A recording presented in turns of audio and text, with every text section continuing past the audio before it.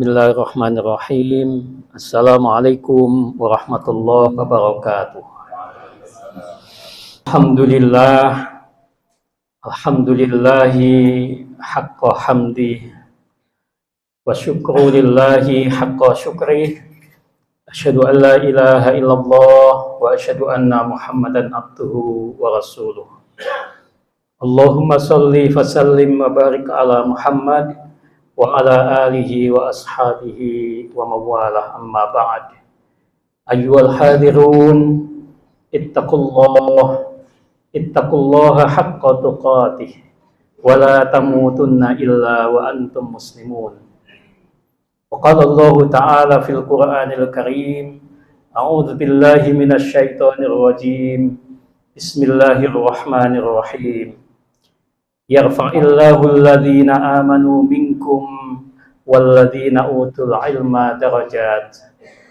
Wa qala an-nabi sallallahu alaihi wasallam, innama bu'ithu mu'alliman. Wa qala aidan, innama bu'ithu liutammima salihal akhlaq. Sadaqallahul azim wa sadaqa rasuluhun nabiyul karim wa ala dzalika minasyahidin. Hadirin jamaah salat Jum'ah Masjid Al-Ilham yang mudah-mudahan dirahmati Allah Subhanahu wa taala. Firman Allah di dalam muqaddimah khutbah tadi bisa kita baca dalam Al-Qur'an surat Al-Mujadilah ayat yang ke-11. Yarfa'illahu alladhina amanu minkum walladzina utul ilma darajat. Ayat ini para jamaah menjanjikan kepada kita semua, orang-orang yang beriman, orang-orang yang agamanya baik dan ilmu keagamaan, ilmu-ilmu yang dimiliki juga memadai, maka Allah menjanjikan orang itu akan diangkat derajatnya dengan beberapa maqam atau beberapa level, beberapa tingkatan. Karena itulah maka beruntung orang-orang yang senantiasa menjaga agama, menjaga iman, juga orang yang berilmu pengetahuan. Keberuntungan itu tentu bukan hanya bermanfaat untuk kehidupan dunianya, terlebih tentu saja adalah untuk kehidupan akhiratnya. Dan di dalam hadis Rasul Muhammad SAW juga bersabda dengan pernyataan innama bu'ithu mu'alliman. Kata Rasulullah, sesungguhnya aku ini diutus kepada kalian semua, kepada umat beliau maksudnya, adalah semata-mata sebagai seorang guru. Jadi pada hadis ini para jamaah, Rasul menyebut diri beliau sendiri sebagai seorang guru, sebagai seorang muallim. Dan karena itu maka kalau kita ingin disebut sebagai mewarisi sifat Rasul Muhammad SAW, maka selayaknya kita kemudian juga menjadi seorang pendidik, menjadi seorang guru. Minimal adalah guru atau pendidik untuk buah hati kita masing-masing, untuk anak-anak kita masing-masing. Dan tujuan penting daripada pendidikan atau pengasuhan di dalam agama Islam itu adalah untuk mewujudkan atau membentuk anak-anak supaya anak-anak kita menjadi anak-anak yang berakhlak mulia. Innama bu'ithu liutammima salihal akhlak. Kata Rasulullah, sesungguhnya aku ini diutus kepada kalian semua adalah semata-mata untuk membentuk kalian, menjadikan kita semua sebagai orang-orang yang berakhlak mulia. Hadirin kaum muslimin rahimakumullah. Kita dalam beberapa hadis Nabi tadi itu Juga ada hadis-hadis yang lain yang semakna dengan itu. Juga firman Allah Subhanahu wa taala yang semakna dengan ayat yang khatib baca tadi itu. Berkeyakinan bahwa sesungguhnya pendidikan itu adalah investasi yang terbaik untuk masa depan anak-anak kita, masa depan keluarga mereka, masa depan masyarakat, bahkan masa depan bangsa dan negara kita. Kalau kita ingin melihat anak-anak kita sukses dunianya dan akhiratnya, sukses menjadi generasi emas bangsa dalam bahasa hari ini, maka pendidikan mereka harus diperbaiki.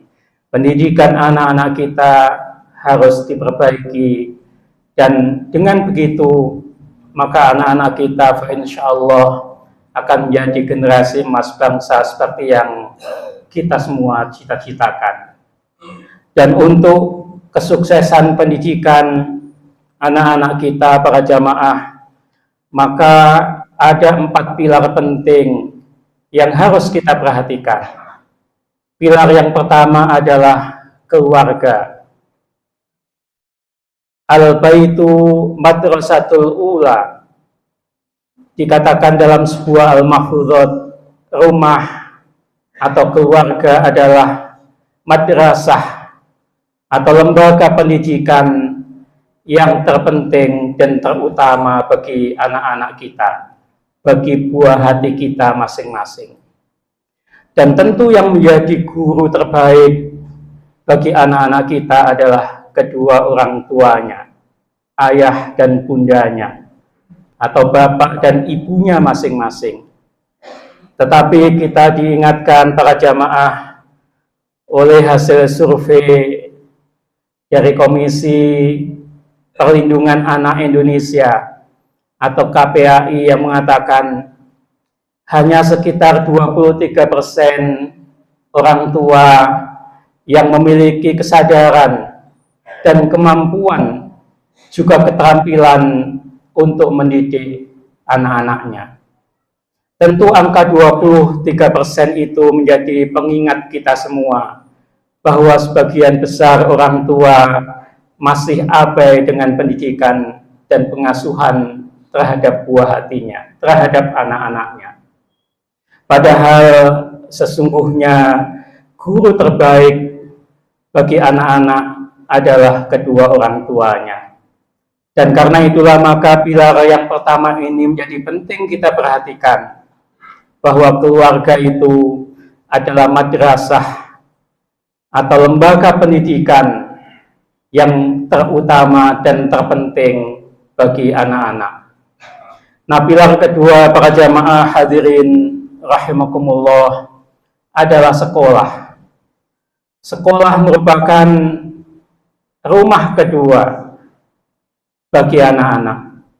Rumah pertamanya tentu saja adalah rumah yang didiami oleh anak tersebut bersama dengan kedua orang tuanya, bersama dengan saudara-saudaranya, intinya bersama dengan keluarga intinya.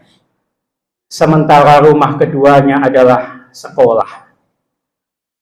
Karena itu maka menjadi kewajiban semua kita yang punya komitmen terhadap kemajuan pendidikan untuk bersama-sama mewujudkan sekolah atau madrasah, supaya sekolah atau madrasah itu menjadi rumah kedua yang nyaman, yang aman, yang ramah bagi anak-anak.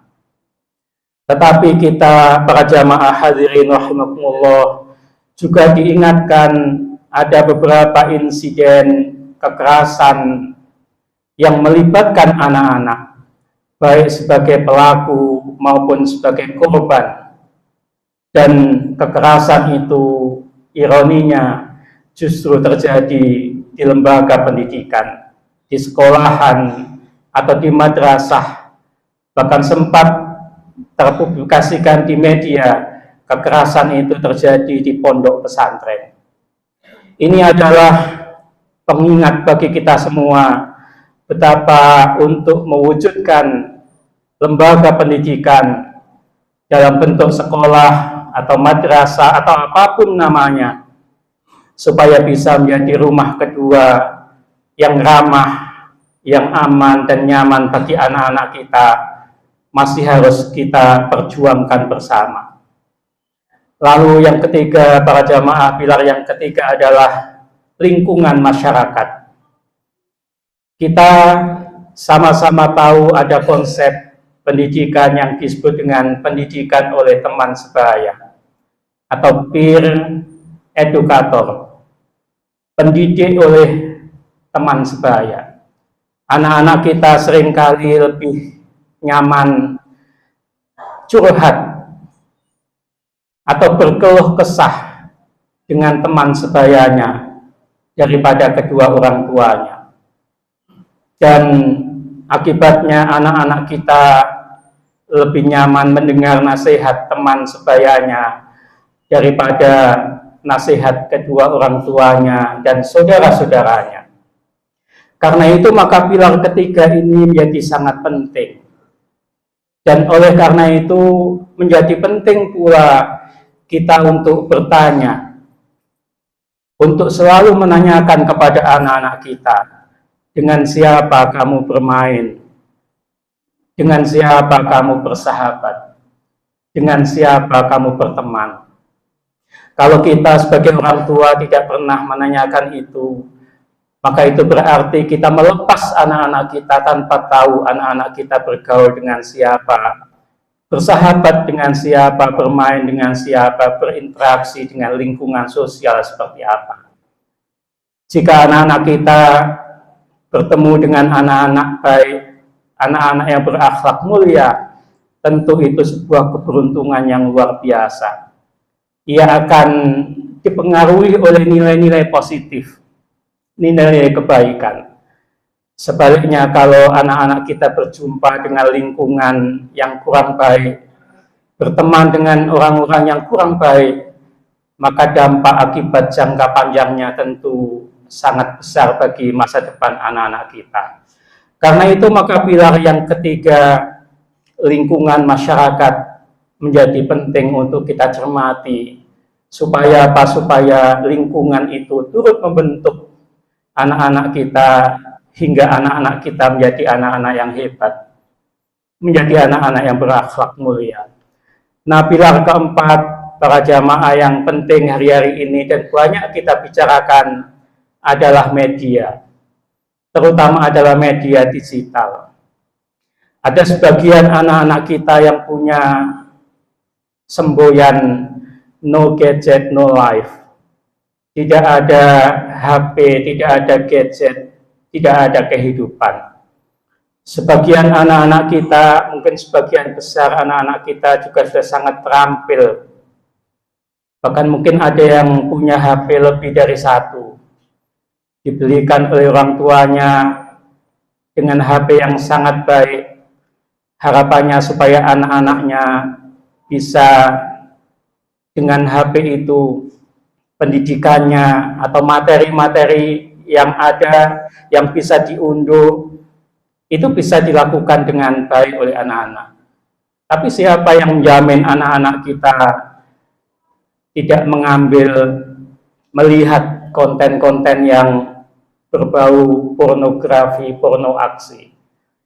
Karena itu media dalam banyak hal fungsinya sangat penting dalam membentuk anak-anak kita. Terutama adalah bagaimana dengan media itu kemudian anak-anak kita punya semangat untuk mengambil konten-konten yang positif, bukan konten-konten yang negatif.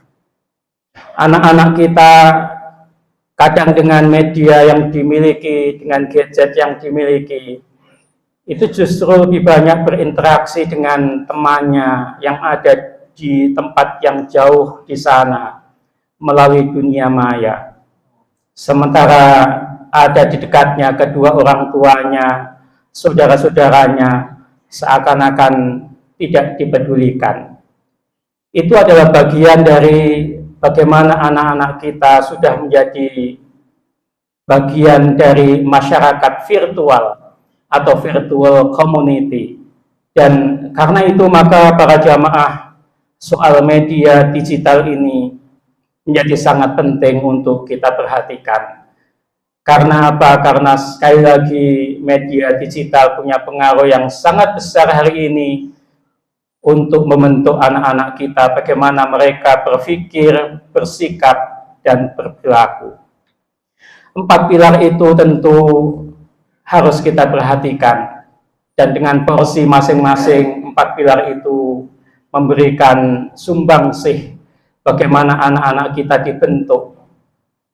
Dan di luar itu semua tentu para jamaah kaum muslimin rahimakumullah, sebagai bagian dari ikhtiar munajat kita, doa kita kepada Allah Subhanahu wa taala menjadi penting. Dalam sebuah sabda Rasul Muhammad sallallahu alaihi wasallam bersabda, "Salasu da'awatin mustajabatun la syakka fihin." Kata Rasulullah, ada 3 jenis doa yang dimunajatkan oleh 3 kelompok orang, dan 3 jenis doa yang dimunajatkan oleh 3 kelompok orang itu pasti akan dikabulkan oleh Allah Subhanahu wa taala. La syakka fihin, tidak ada keraguan di dalamnya. Yang pertama dikatakan Nabi adalah doaul walid liwaladih, atau da'watul walid liwaladih. Yang pertama adalah doa kedua orang tua, ayah bundanya, bapak ibunya untuk anak-anaknya. Itu adalah doa yang mustajabah, doa yang pasti dikabulkan oleh Allah Subhanahu wa taala. Karena itu mengiringi jamaah sholat kita wajib, kemudian sholat sunnah kita, mengiringi jamaah kita di masjid ini, atau sholat sunnah sendiri di keheningan malam, sholat tahajud, sholat duha di pagi hari, dan sunnah-sunnah yang lain, maka jangan pernah lupakan untuk menyempatkan kita masing-masing berdoa untuk kesuksesan kebaikan anak-anak kita. Lalu yang kedua para jamaah adalah doaul musafir, doa orang yang sedang dalam perjalanan, apalagi sedang dalam perjalanan misalnya haji, umroh, menuju kebaikan, maka doa orang itu pasti akan dikabulkan oleh Allah Subhanahu wa taala. Nah, yang ketiga doa yang mustajabah itu disebutkan adalah doaul madlum, atau doa orang yang teraniaya. Karena itu jangan sampai kita kemudian menganiaya, menzalimi orang lain. Karena bisa jadi orang yang kita zalimi itu lalu kemudian bermunajat kepada Allah untuk keburukan kita, dan doa mereka dikabulkan oleh Allah Subhanahu wa taala. Hadirin kaum muslimin rahimakumullah, ikhtiar-ikhtiar yang kita lakukan melalui keluarga, melalui sekolah, melalui lingkungan masyarakat, lalu kemudian melalui pendidikan digital, lalu melalui munajat kita, doa kita kehadirat Allah, semuanya penting kita lakukan karena kita ingin melihat anak-anak kita pada masa-masa yang akan datang menjadi tuan rumah di negeri ini. Kita tentu tidak ingin anak-anak kita pada masa-masa yang akan datang akan menjadi tamu di negaranya sendiri. Padahal ini adalah negeri yang kita cintai, dan anak-anak kita lahir di tempat ini, tumbuh besar di tempat ini. Karena itu sangat wajar kalau mereka pada saatnya akan menjadi tuan rumah di negeri yang dicintainya ini. Dan untuk sukses menjadi tuan rumah itu, tentu satu-satunya jalan yang harus kita lakukan adalah menyiapkan anak-anak kita melalui pendidikan dan pengasuhan yang terbaik. Terutama sekali adalah melalui pendidikan dan pengasuhan yang diberikan oleh kedua orang tuanya. Mudah-mudahan Allah memberikan hidayah, kekuatan pada kita semua, sehingga kita bisa mendidik, mengasuh, mendampingi anak-anak kita, sehingga anak-anak kita menjadi generasi emas, menjadi orang-orang hebat yang berakhlak mulia, yang bermanfaat bagi keluarga, bagi masyarakat dan bangsa negara yang kita cintai ini. Aku qouli hadza fa astaghfiruh innahu wal ghafurur rahim.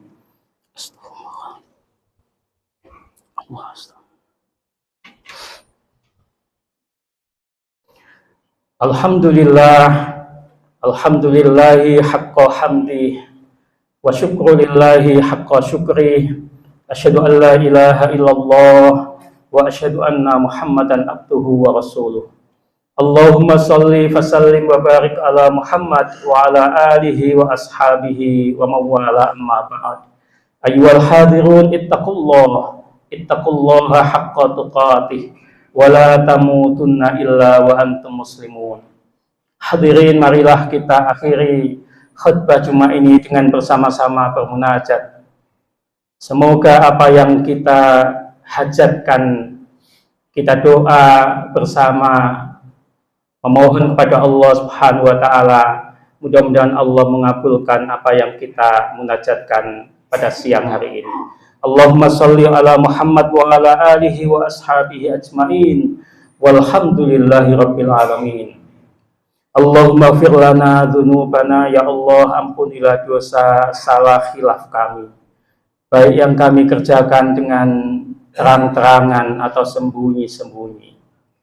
Wali abaina, dan dosa ayah-ayah kami, bapak-bapak kami yang telah mendidik, mengasuh, menghidupi kami semua, sehingga kami menjadi orang-orang hebat pada hari ini. Wali ummahatina, dan dosa ibu-ibu kami, 9 bulan 10 hari kami dikandungnya, dengan perjuangan hidup mati kami dilahirkannya ke dunia yang fana ini. 2 tahun penuh kami disusuinya, mengalir darahnya dalam tubuh kami. Karena itu ampuni ibu-ibu kami, dan untuk kedua orang tua kami yang masih hidup, sahih jasadahuma, berilah kesehatan kepada keduanya. Wa qawwi imanahuma, kuatkanlah iman dan agamanya. Warzuq istiqamata fi dihima, dan karuniai istiqamah kepada keduanya terhadap agama yang kita sama-sama yakini kebenarannya. Dan untuk kedua orang tua kami yang sudah wafat mendahului kami, ampuni keduanya, berilah kedudukan yang mulia di sisimu untuk keduanya, ya Allah. Waj'al qabrahuma rawzatan min riyadil jinan, jadikanlah kubur keduanya laksana taman-taman yang ada di surgamu. Allahumma tawwil umurana, ya Allah, panjangkan usia kami. Wa ahsin a'malana, baguskanlah amal ibadah kami. Wa sahih ajsadana, sehatkanlah kami. Wa wasi' arzaqana, luaskanlah rezeki kami. Wa nawwir qulubana, terangi hati kami dengan hidayahmu, ya Allah. Wa ilal khairi qarribna, dekatkanlah kami pada amal-amal kebaikan. Wa anis syarri ab'idna, dan jauhkanlah kami dari amal-amal keburukan. Innaka ala kulli syai'in qadir, sesungguhnya engkau adalah zat yang maha menguasai terhadap segala sesuatu. Allahumma rabbana la tuzigh qulubana ba'da idh hadaitana wa hab lana min ladunka rahmah innaka antal wahhab. Allahumma rabbana hab lana min azwajina wa dzurriyyatina qurrata a'yun waj'alna lil muttaqina imama. Allahumma rabbana atina fid dunya hasanah wa fil akhirati hasanah wa qina adzabannar wa subhana rabbika rabbil izzati amma yasifun wa salamun alal mursalin walhamdulillahi rabbil alamin. Wa la dzikrullahi akbar wa aqimis shalah.